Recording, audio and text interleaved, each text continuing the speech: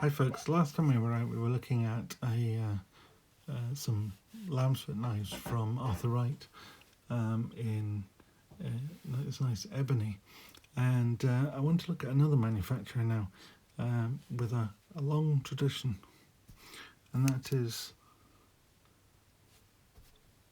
Wostenholm with their famous IXL branding trademark.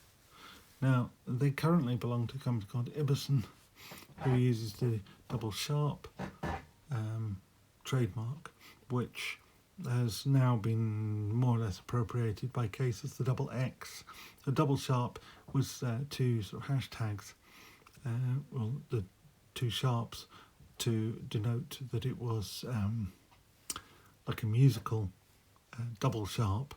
So it's it's a pun on the word sharp. So sharp as in music, sharp as in double sharp blades. And this one, I have no idea when this was made, but it actually is quite sharp. It's also very thin, slicey profile, so it is a slicey one. Ibberson, as well as doing their own brand, they have the Joseph Rodgers, the Star and the Maltese Cross trademark, and they also have the Wostenholm I XL. Now, I XL is one of the oldest, well, it's not as old as the Rodgers Star and Maltese Cross, but it is 18th century as opposed to 19th century. I think it started to be used by Wostenholm in the early 19th century, but it belonged to somebody else before that, and they bought the trademark, and I can't remember who it was from, but I'm pretty sure that's the case. This has been effectively appropriated into the UN-XL, UN-XL, which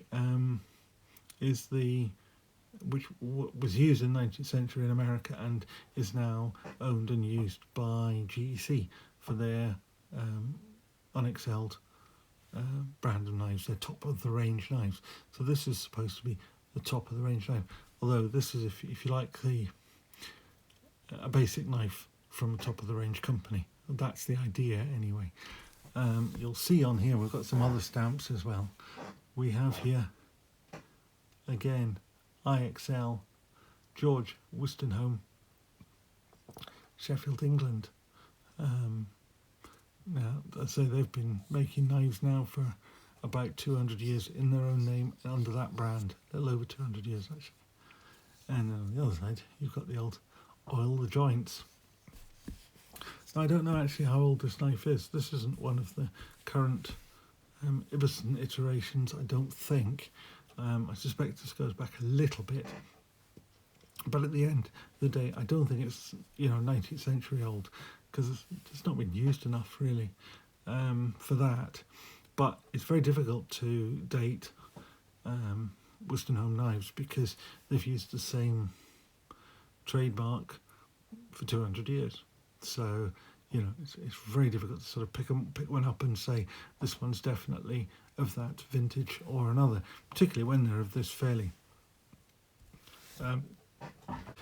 standard form in a kind of rosewood with a nickel silver bolster, nickel silver pins, and steel liners.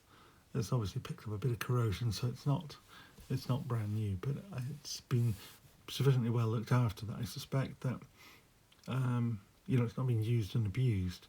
So I suspect it's taken quite a while to pick up that small amount of corrosion on the back of the blade.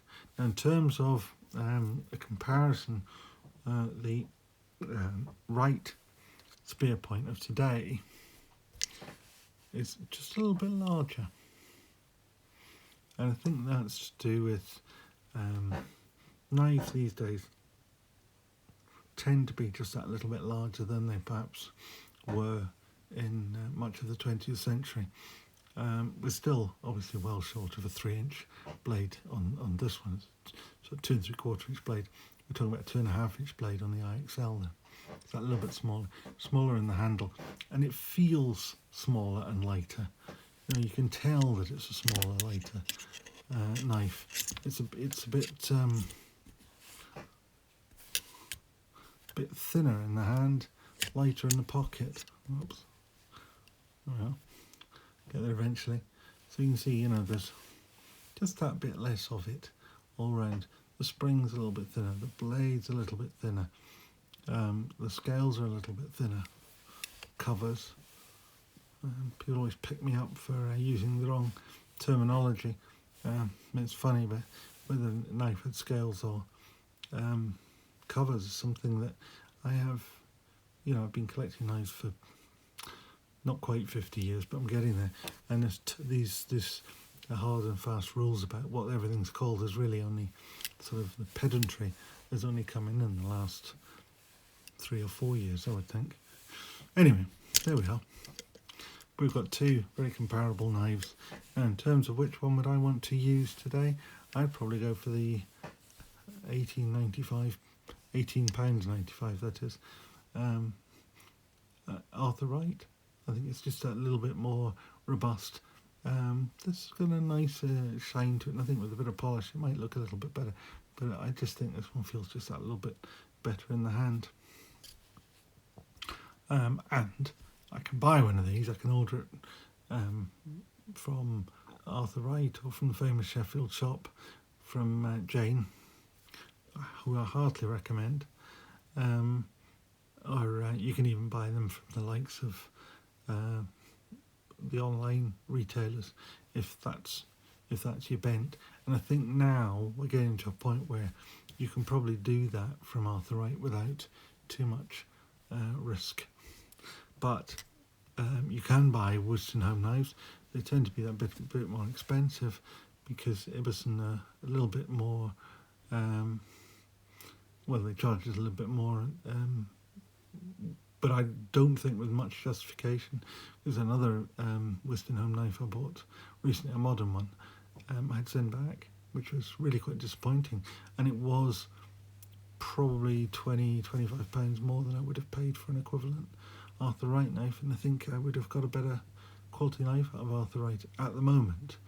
That may not have been the case 10 years ago, 5 years ago even, and maybe that's why Arthur Wright's prices have stayed low, because it was the thing that they competed on. I think now we can honestly say they compete on quality and design, and you know, those 4 that I showed you last time, the consistency of quality between them should tell you that they're worth giving a look to. So okay, that's it. If you like the stuff, please give it a thumbs up. If you want to see another one next time, then please click the notification bell, and then click the notification button, and remember to ring the bell if you want to get notifications. Okay, thank you very much. Bye.